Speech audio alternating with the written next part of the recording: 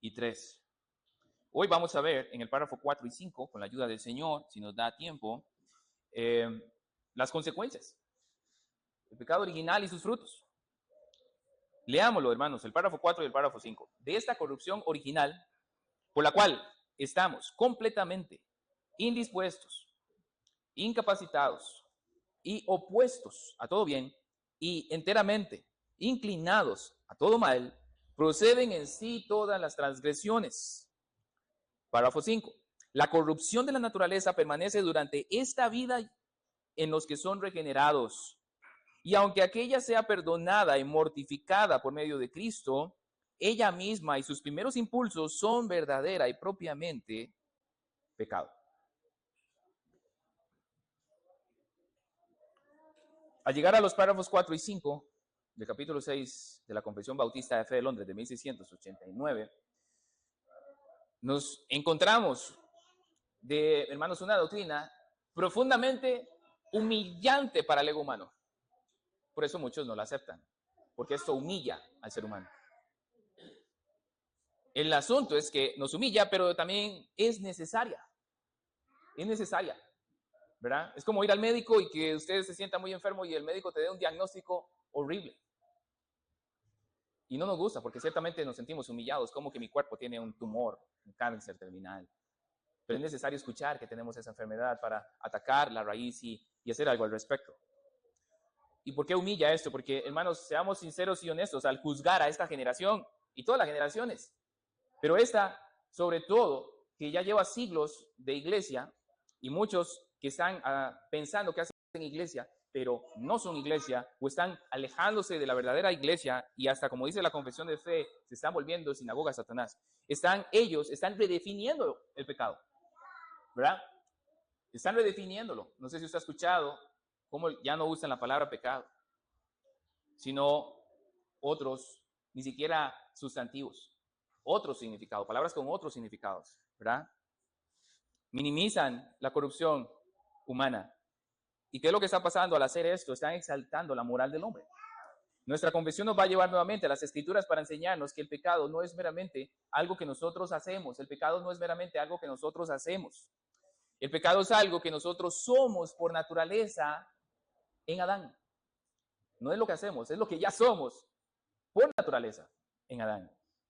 Y lo que nos va a apuntar el segundo encabezado, el segundo párrafo, es que a pesar de que ya hemos venido a Cristo, nosotros como creyentes, ya regenerados, nacidos de nuevo, estamos en una lucha interna contra ese pecado remanente. La lección de hoy es muy aplicativa y de gran manera importante para todos nosotros.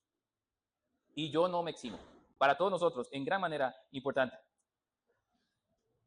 Algo interesante, en el contexto histórico, en el siglo XVII, donde se escribe esta confesión, ellos, los cristianos puritanos que redactaron esta confesión, no la redactaron porque todo iba en paz, doctrinalmente hablando. Había guerra contra la escritura. Ya ustedes han escuchado muchas veces quién fue Pelagio. Habían restos y seguidores de Pelagio aún. Socinianos, ¿se acuerdan? Una vez hablamos de los socinianos. Ellos abrazaban también la doctrina de los pelagianos. Gentes moralistas que atacaban o enseñaban todo acerca de la Biblia, pero sin Cristo y la gracia que hay en Cristo. Y también antinomistas, los que están en contra de la ley. Entonces, habían muchas corrientes ahí que estaban atacando la sana doctrina y por ende ellos redactaron lo que hoy tenemos. Repasando los pelagianos y socinianos, recordemos, ellos hacían este análisis, al igual que Erasmo, el archirrival de Lutero, ¿verdad? Que tenía el mismo pensamiento de Pelagio. Si Dios te dice no mientas, es porque entonces yo tengo la capacidad en mí de no mentir, por eso Dios me lo está mandando a hacer. Esa era la mentalidad de Erasmo y de Pelagio. Entonces ellos, este tipo de pensamiento elimina de la ecuación la necesidad de la gracia de Dios y no entiende bien el evangelio, ¿verdad? Erasmo no entendía que no es que Dios, como él infería, en que Dios estaba entonces burlándose del hombre. Haz eso, Pafle, no lo puedes hacer. Eso sería una burla, eso sería un Dios malo, que me manda a hacer algo que yo no puedo hacer. Sería como que un padre le diga a un recién nacido, te voy a poner de pie, vaya, camina y corre, ¿verdad? Ellos interpretan eso así. Si Dios me dice no mientas, porque yo entonces yo puedo no mentir nunca. Pero el punto de la ley, como lo explica Pablo en Gálatas, es que es un ayo para llevarnos a Cristo. Era para mostrarnos cuán pecadores somos. Sin ley, el ser humano ya sabe que es pecador. Con ley sabe cuán pecador es. Para vernos y llevarnos a la necesidad de Cristo. ¿Ok? Entonces, toda esa gente tenía una muy mala comprensión de la soberanía de Dios junto con la responsabilidad humana. ¿Ok? Ya vimos nosotros, con los textos anteriores, que la culpa de Adán sí fue imputada. Lo que hoy vamos a ver con esos párrafos de nuevo es los efectos internos y continuos también del pecado.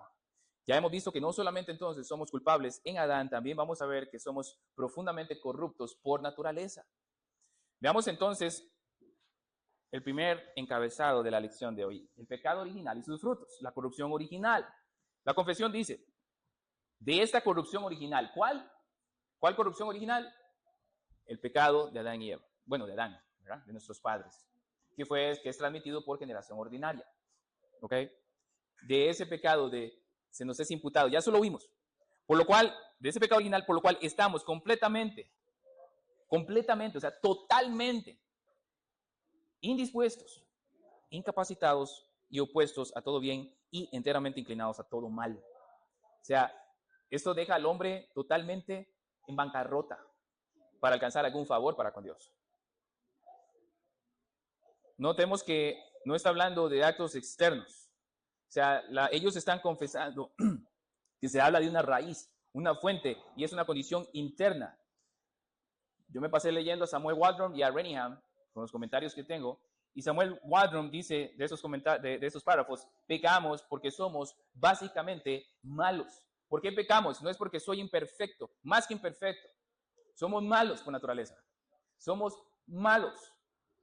Niños son malos. Gente que está aquí, que tal vez piense que los niños son angelitos. No, no son angelitos, son malos. Ya por naturaleza quieren golpearnos cuando recién nacidos están. Por naturaleza patalean, por naturaleza hacen berrinche, porque son malos, su naturaleza es mala. No somos pecadores por accidente. No somos pecadores como dice la sociología o la psicología, que es por nuestro entorno.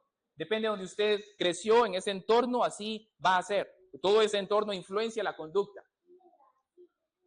Es cierto, el entorno influencia la conducta, por supuesto.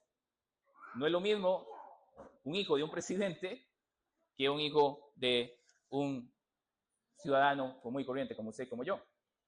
No obstante, por naturaleza, sí son los mismos, pecadores y malos.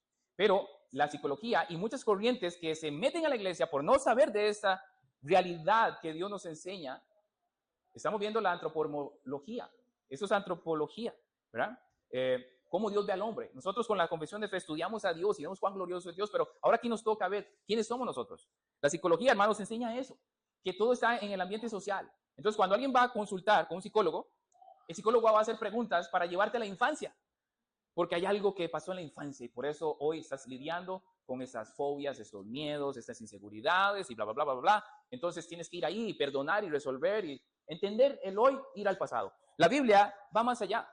La Biblia me lleva a mí, a Adán, y eso ya lo vimos. Y porque Adán pecó, esa naturaleza corrupta, pecadora, está aún en mí. Por lo tanto, yo tengo la responsabilidad de quién soy yo y lo que soy, el hoy. Ciertamente, hay un pasado que nos impacta, pero yo tengo la responsabilidad de lidiar con ese pasado yo, con la ayuda del Señor. Y hago un poco de énfasis en esto porque escuchaba que hay, en una iglesia hay un problema con un matrimonio y el pastor lo mandó al psicólogo. Eso duele. Pastores que no pueden dar una consejería bíblica y te mandó al psicólogo. Era un problema de familia. No podemos hacer eso. Y tras eso el psicólogo va y ofrece medicamentos. Ningún psicólogo puede ofrecer medicamentos, eso lo hace un psiquiatra. Ningún psicólogo, o sea, tiene esa facultad dada por el gobierno para recetar medicamentos. Jamás. Veamos la base bíblica, por favor. Veamos la base bíblica. Vaya conmigo Mateo rápidamente, hermanos, 12:35. Y yo sé que ese es un tema que estamos repasando porque estamos hablando de la depravación total, o como dice el hermano, o dijo el hermano R.C. Sproul, depravación radical. Nosotros la confesamos, Mateo capítulo 12:35. Yo no voy a dar muchos textos porque es un tema que ya nosotros hemos estudiado a profundidad y el tiempo apremia. Más, yo digo que de toda palabra ociosa que hablen los hombres, perdón, el 35, ¿verdad? El hombre bueno del buen tesoro del corazón saca buenas cosas y el hombre malo del mal tesoro saca malas cosas. Veamos el 15, 19. Cualquiera diría, bueno, por mi palabra se ve que tengo un buen corazón, soy una buena persona. Pero el 15, 19 dice, porque del corazón salen los malos pensamientos, los homicidios, los adulterios, las fornicaciones, los hurtos, los falsos testimonios, las blasfemias. Estas cosas son las que contaminan al hombre. ¿De dónde salen esas cosas? Del corazón. ¿Por qué hay tanta maldad en el mundo? Ahí está la respuesta. Porque el ser humano es malo. Porque el ser humano es malo. El problema del hombre, entonces, no es que sea algo superficial. Por eso, el psicólogo, el psiquiatra, psicólogo social, lo que sea, no puede y nunca va a poder arreglar ningún problema del alma. Nunca, jamás lo hará. Yo no estoy en contra de que en algún momento usted necesite un psicólogo. La psicología es muy amplia. Hay psicólogos que ayudan con la parte pedagógica. Y eso, el ser humano, Dios le ha dado la facultad de estudiar la conducta humana para ayudarle a aprender. Hay muchas cosas. Un psicólogo puede especializarse en adulto mayor y ayudarle al adulto mayor con sus problemas de Alzheimer y demencia y muchas cosas. A nosotros nos ha ayudado con mi mamá a escucharlos. Pero realmente yo sé que el problema de mi mamá no es el Alzheimer, es el corazón de ella. Entonces, cualquier persona que consulte a ellos para que ellos puedan ayudarle a esas personas a resolver todo tipo de cosas en su alma, como hablaba el pastor Díaz Ocho, la ansiedad, la depresión, miedos, fobias, cosas de la mente, del alma, los psicólogos no lo van a lograr. Es la palabra de Dios, es el consejo de Dios, pero dado por hombres que conocen a Dios y que conocen al hombre por medio de la palabra de Dios. Hermanos, somos totalmente corrompidos. El problema no es superficial o de ambiente social, en dónde crecimos o a dónde vivimos, es la corrupción que hay en nosotros. El hermano Renningham explica algo de manera muy intensa. Estamos totalmente indispuestos al bien. El hombre caído siente aversión hacia el bien verdadero, dice él. El hombre caído siente aversión hacia el bien verdadero. ¿Ok? Ojo, el hombre caído no es que sienta aversión hacia la religión, porque el ser humano no tiene ningún problema con la religión. Hay un abanico de religiones para que el ser humano escoja en cuál se siente más cómodo. El ser humano no siente aversión contra la moralidad cultural, contra lo moral o lo inmoral. El ser humano tiene aversión contra el bien que Dios aprueba. Romanos 8:7 dice, no se sujetan a la ley de Dios, ni tampoco pueden. Lo dice Dios. ¿Quién es el que hace ese ultrasonido del alma del hombre? Y Dios ya dio el diagnóstico después de la caída de Adán.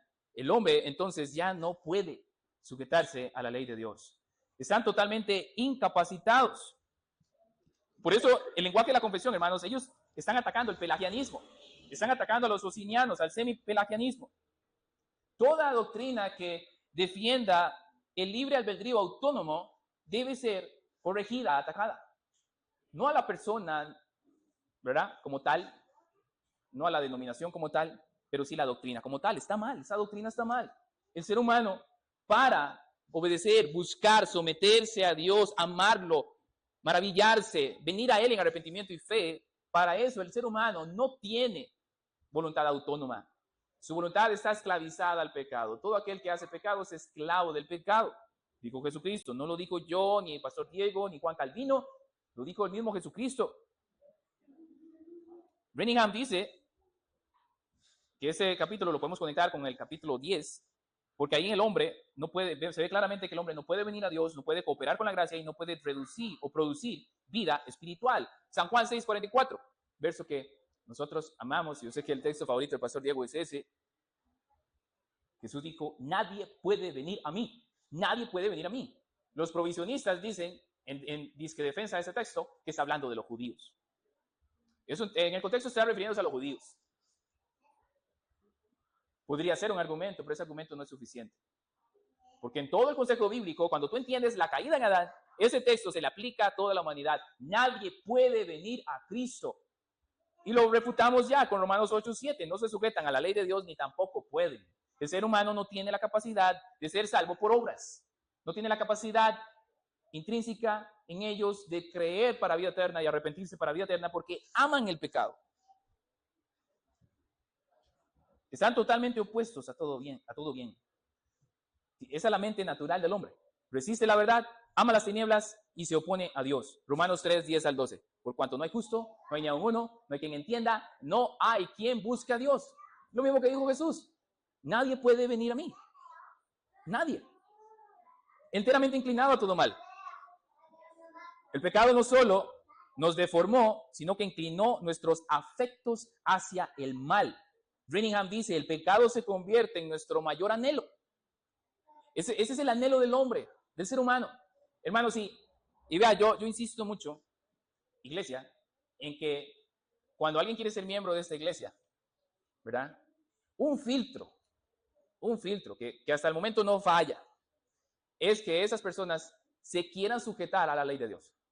Porque cuando Dios cambia afectos, ahora yo amo la ley de Dios. Es mi delicia. Porque ese es el carácter de Dios, su ley santa. Y yo iba en contra de ella, ahora la amo. Y yo les he dicho algunas veces que yo luchaba con el cuarto mandamiento. Lo luché por un poco tiempo. Cuando yo vengo acá a esta iglesia y el pastor Diego me confronta con ese mandamiento, yo luchaba y yo le argumentaba, pero una vez al año no hace daño. Yo puedo salir a pasear el domingo y desentenderme de la iglesia. Es un domingo al año. Hermano, usted va a ver que yo solo es un domingo al año. Pero el Espíritu Santo, como decía el hermano pastor, no debemos a veces quitar cosas que son una realidad. El Espíritu Santo, guiándome, me hacía a mí reflexionar y preguntarme, ¿usted roba una vez al año? ¿Y está bien robar una vez al año? ¿Usted se va voluntariamente a caer en idolatría una vez al año? ¿Va a blasfemar contra Dios una vez al año? ¿Quiere decir y codiciar una vez al año? ¿Mentir una vez al año? ¿Deshonrar a los padres una vez al año? O sea, cualquiera dice, no. Entonces, ¿por qué el cuarto mandamiento sí? Santificar el día de reposo. Ese es un filtro, hermanos. A lo que estoy apuntando es que el ser humano ama todo lo que está en contra de la ley de Dios. No sé cuántos están escuchando el libro que estamos leyendo sobre crianza. Y ahí lo explicó esta semana. Los niños, nuestros hijos, aman ser ley para sí mismos. Aman ser Dios para sí mismos. Ese es el problema en ellos. Esa es la mentira, decía Ted Tripp o Paul Tripp, siempre se me confunden. Están los dos, Paul Tripp o Ted Tripp. Él decía en el libro, el problema, la mentira que tenemos que ayudarle a nuestros niños a entender es que ellos ya creen que ellos son autoridad para ellos mismos y son ley para ellos mismos. Y no es que, decía Ted Tripp, no es que hoy se levantaron y dijeron, hoy le voy a hacer la bien posible a mi mamá. A las 10:30 empiezan los berrinches. No, ellos no piensan así. Es que ya son así por naturaleza. Y eso es lo que está en su mente y en su ser. Son ley para sí mismos. Aman todo menos a Dios y su ley. Esa es la naturaleza del ser humano. A menos que Dios cambie los afectos. Entonces, amarán la ley de Dios. Si alguien dice ser creyente, pero no ama la ley de Dios, entonces no ha pasado por el nuevo nacimiento. Sus afectos no han sido cambiados. Entonces, cambian congregarse por cualquier vagabundería. Cambian eso. Cambian congregarse porque no tienen el amor por Dios para venir, aunque hayan pasado una mala noche, aunque se hayan trasnochado, aunque hayan pasado cosas extraordinarias la noche anterior, o por falta de buenos hábitos, lo que sea. Y aún en iglesias como la nuestra, que no tenemos cultos en las tardes. Cualquiera puede pasar una mala noche el sábado. Lo hemos hecho, todos aquí. Yo creo que no hay nadie que no haya pasado una mala noche. Pero uno puede decir, es parte del día del Señor descansar. Voy a ir trasnochado, voy a decir al hermano, voy a estar tomando café. Ahí me disculpa, tómese el café. Y en la tarde puedes ir a dormir. Y si tienes hijos, ahí está el tele. Pon la tele un ratito, usted duerma, descanse, se recupera. El que ama a Dios y la ley de Dios, se le ha cambiado los afectos. Entonces, el pecado de la gente que no ha nacido de nuevo es el mayor anhelo en ellos. Es el mayor anhelo. Por eso se ajustan a sus religiones. Y hay un abanico de religiones para escoger, porque eso es el trabajo que ha hecho el diablo. Una religión verdadera, donde está el Dios verdadero, hay un amor para la ley. Ahí lo explica Tom Hicks. Eso es un distintivo de nosotros los bautistas reformados, que amamos su ley. No que la ley nos salve o alcanzamos algún favor para con Dios, o la podamos cumplir perfectamente. No la podemos cumplir perfectamente. Hoy usted y yo pecamos. Hoy es un día, hermanos, donde luchamos mucho contra el pecado, porque sabemos que hoy es un día santo, para santificar, para no afanarnos, para honrar a Dios y conocer a Dios y descansar en Él y olvidarnos de todas las cosas de la semana. Pero no lo podemos hacer perfectamente. Nadie lo puede hacer. Benjamin Keach, que fue uno de los editores de la Confesión, él dijo esto: se jactan de sus capacidades en medio de una total debilidad. Ese es el ser humano caído. Se está jactando de sus obras, de sus obediencias según ellos, pero el problema es que no saben que están en una debilidad total. El hombre natural presume de las fuerzas mientras está muerto espiritualmente. Ese es el mensaje de Keach. Presume de tener fuerza y de buenas obras. Y yo soy una buena persona, la autojusticia. Pero no se da cuenta que es un muerto espiritual. Creo que era el pastor que decía, ¿verdad? Es como los peces. Todo pez, ¿cómo es? No sabe que está mojado. Ningún pez sabe que está mojado hasta que salga del agua, ¿verdad? Así es el ser humano. No sabe cuán pecador es hasta que Dios le haga un cambio, lo regenere y lo pase de las tinieblas a su luz admirable. Toda la confesión no solo habla del pecado original, hermanos, y el ser humano. Los pecados actuales que brotan de esa corrupción natural, a nosotros los regenerados nos importa, y aquí voy a invertir ya el tiempo de los 15 minutos que me quedan, 13 minutos. Al siguiente encabezado: los pecados actuales proceden del corazón. Perdón, el pecado y el creyente. El pecado y el creyente. Y ese es el párrafo 5, hermanos. Vean, esto ya nos compete a nosotros. El párrafo 4, la humanidad. Usted pudo haber pensado, sí, así está el mundo sin Cristo. Ok, ahora prestemos atención, porque esta parte la voy a hacer muy devocional para nuestra vida, muy importante. Lea el párrafo 5. La corrupción de la naturaleza permanece durante esta vida en los que son regenerados. Si usted ha nacido de nuevo, no podemos obviar, ignorar, olvidarnos que esa naturaleza pecaminosa aún permanece. Sigue diciendo, aunque aquella sea perdonada y mortificada por medio de Cristo, ella misma y sus primeros impulsos son verdadera y propiamente pecado. Vamos a desarrollarlo. Primera Juan 1:8. Si usted quiere, va a ir rápidamente. Hermanos, Primera Juan fue muy mal interpretado por los socinianos y los pelagianos. Y yo no voy a explicar mucho porque eso ya se enseñó. El pastor Diego predicó Primera de Juan. Todita. ¿Ok? Pero ya Juan viene atacando la idea de que la gente, o la doctrina de que somos perfectos y que hemos alcanzado la perfección, cosas de esas. Si decimos que no tenemos pecado, nos engañamos a nosotros mismos y la verdad no está en nosotros. Yo le decía a ustedes la otra vez que un hermano de aquí estaba hablando con otro que dice ser cristiano, arminiano, y este arminiano le dijo a él que él no era un pecador. Y es bautista. Yo nada más agachaba la cabeza. ¿Qué está pasando en las iglesias? Está confesando que no es cristiano, porque es lo que dice Juan: si decimos que no tenemos pecado, nos engañamos a nosotros mismos y la verdad no está en nosotros. O sea, el verdadero cristiano no niega su pecado, lo confiesa continuamente. Waldron explica que es una confesión continua y constante. Ve al verso 9.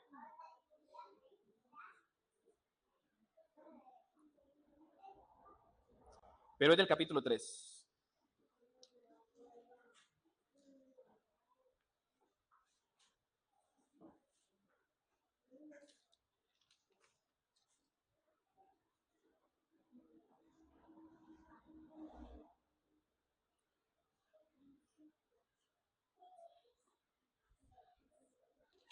Vamos a ver si lo tengo en las notas.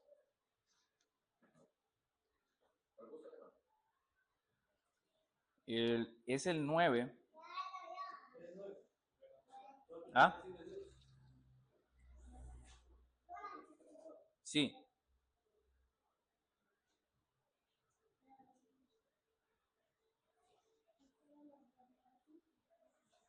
Bueno, leamos el 3, es la misma idea, no importa.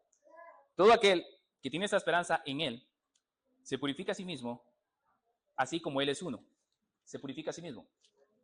A lo que quería encontrar, no sé por qué no lo anoté, es un texto que habla de la confesión del pecado y el arrepentimiento. Y sé que es el 3 o el 11. El 1:9. No sé por qué tenía el 3. Ahí está. Si confesamos nuestros pecados, Él es fiel y justo para perdonar nuestros pecados y limpiarnos de toda maldad. Gracias, hermano. Sam Waldron decía, ese texto lo podemos leer así, parafraseándolo. El cristiano se la pasa confesando sus pecados. O sea, vive una vida de arrepentimiento.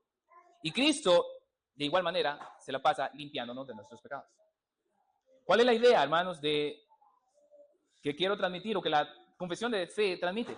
Hermanos, que el cristiano está en una lucha. El cristiano no niega el pecado. Más bien lo confiesa continuamente. Es una confesión, lo que dice Waldron, es continua y constante. No la pasamos confesando pecados, arrepintiéndonos.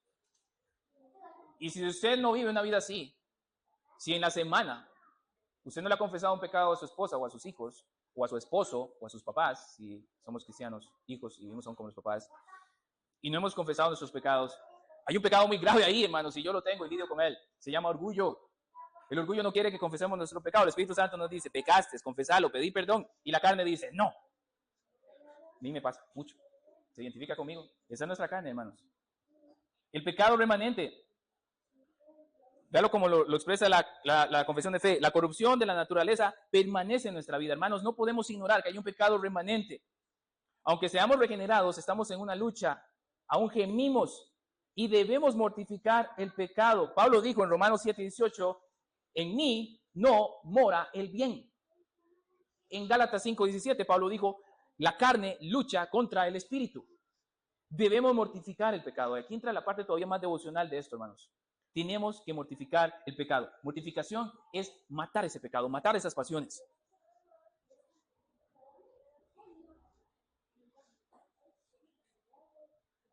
Debemos huir de ellas.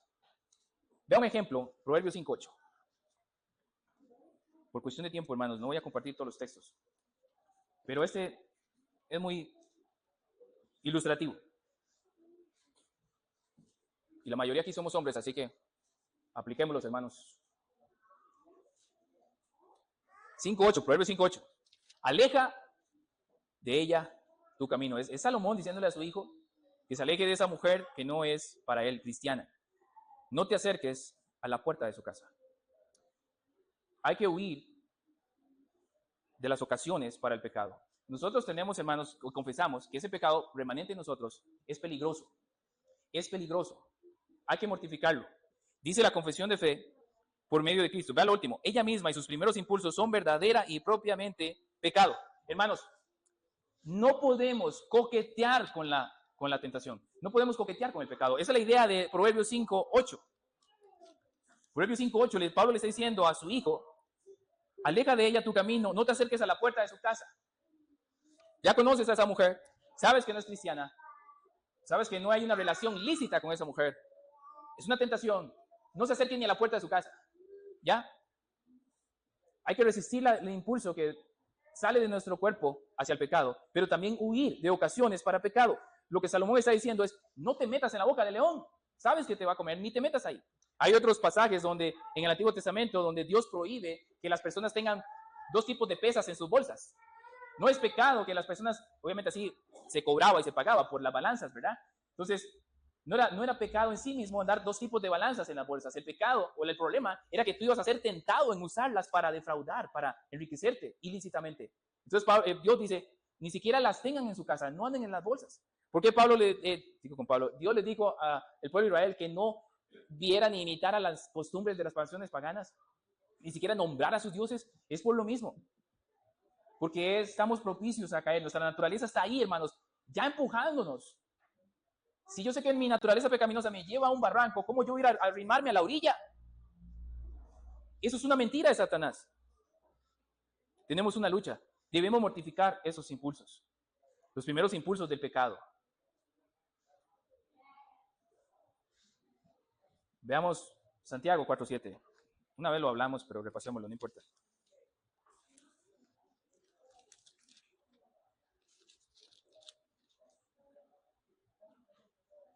Someteos pues a Dios, resistid al diablo, ¿y qué? Huirá de vosotros. Primera Pedro 5:9. Avance, está la carta que sigue. 5:9. al cual resistid firmes en la fe. ¿A quién es al cual? Al diablo. Sabiendo que los mismos padecimientos se van cumpliendo nuestros hermanos en todo el mundo. ¿Cuál es el consejo? Nuevamente, humillaos pues, verso 6, bajo la poderosa mano de Dios. Humillarse. La lucha que nosotros tenemos, hermanos, es con nuestras pasiones. El cristiano se va dando cuenta de esos impulsos. Hermanos, no es lo mismo los impulsos pecaminosos que tenemos los hombres que los impulsos pecaminosos que tienen las mujeres. Somos diferentes. Incluso nuestros impulsos como hombres suelen ser en algunas áreas también diferentes. ¿Sí? Por ejemplo, hermanos, varones, hablemos de pecados respetables. No piensen en la pornografía o el adulterio. Pero pensemos en el liderazgo en casa. Es un pecado respetable que yo como hombre deje que mi esposa lidere. Es más fácil para mí que tome ella las decisiones. Que ella, si estoy en casa, que ella disciplina a los hijos. Que ella los corrija. Le delego eso a ella. Eso es pecado, hermanos. Yo soy el varón de la casa. Y esos impulsos salen de mí. Así como usted también. Hermanas, pecados respetables en ustedes. Tomar el liderazgo en la casa. No someterse a su marido. No darle el rol y el lugar que él tiene en la escritura. Padres, provocar a ira a nuestros hijos. Hijos, deshonrar y respetar a sus padres. O sea, hermanos, hay pecados respetables en nosotros, que si nosotros los identificamos, debemos mortificarlos. ¿Cómo los mortifico? Yo lo siento. Yo siento un impulso. Hermano, mi cuerpo está hecho, por decirlo así, por dar un ejemplo, una metáfora, de metal. Y el pecado es un imán. El pecado es un imán y yo siento que me está jalando, hermanos. En la confesión de fe dice que si yo ya empiezo a sentir eso, esas ganas, esa atracción hacia ese deleite engañoso del pecado, ese placer engañoso del pecado, en ese momento es cuando yo necesito orar. Ese momento es monumental, es una batalla tan horrible, en donde muchas veces la perdemos. Porque la tentación y el pecado, a mí me criticaron una vez en una iglesia por decir esta verdad. Pero es que sería mentira no decirlo de esa manera. El pecado es rico. Si el pecado no fuera rico, no fuera tentación. Si alguien tiene problemas con el azúcar y pasa por la parte de los helados, y dices que el pecado es delicioso, ese deleite, ese sabor a naranja, ay, qué rico, y el de caramelo, cheesecake. Obviamente, entonces, produce placer. Produce placer. Entonces, en esos momentos, ¿qué hay que hacer? Orar. Señor, tú conoces, esa es mi debilidad. Ayúdame porque estoy que me voy resbaladísimo. Si usted no intercede y me ayuda con tu gracia, no lo logro. En esa manera empezamos a resistir al diablo y someternos y humillarnos a Dios. Entonces, eso en cuanto a los impulsos. Pero si usted y yo le estamos dando cabida a esos impulsos, ¿verdad? Y no los mortificamos, adivine qué van a hacer esos impulsos.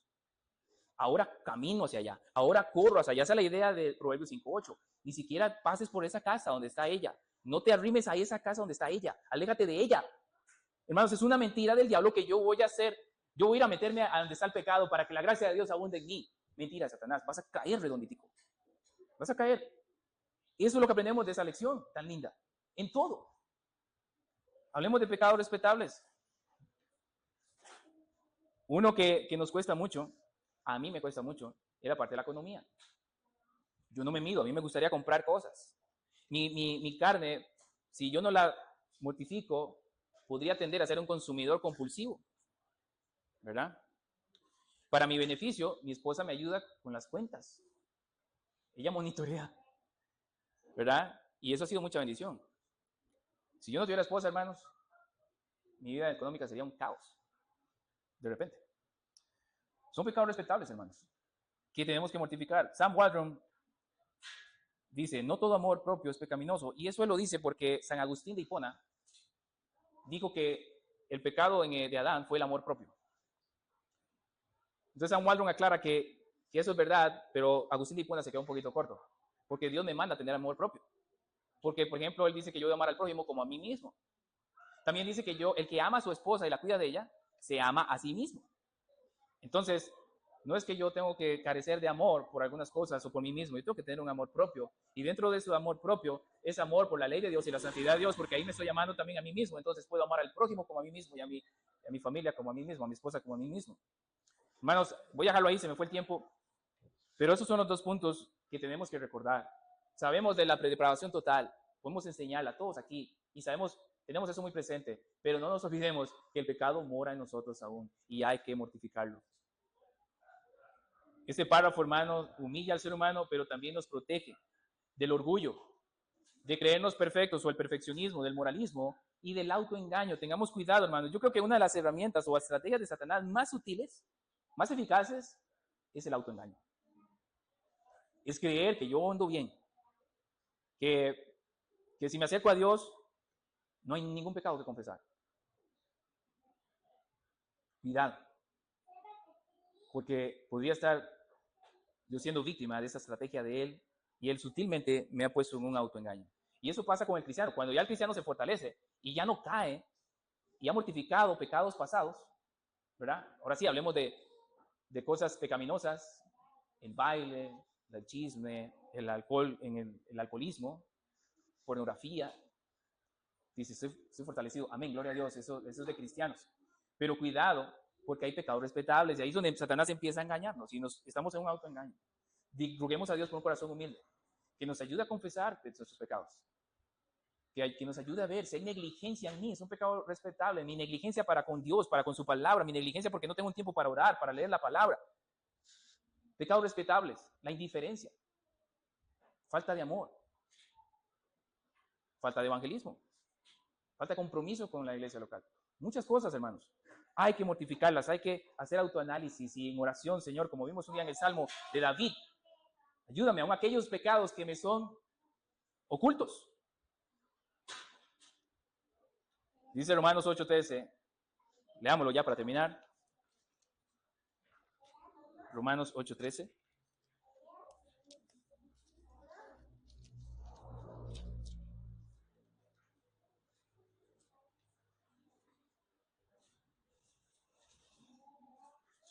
Porque si vivís conforme a la carne, moriréis.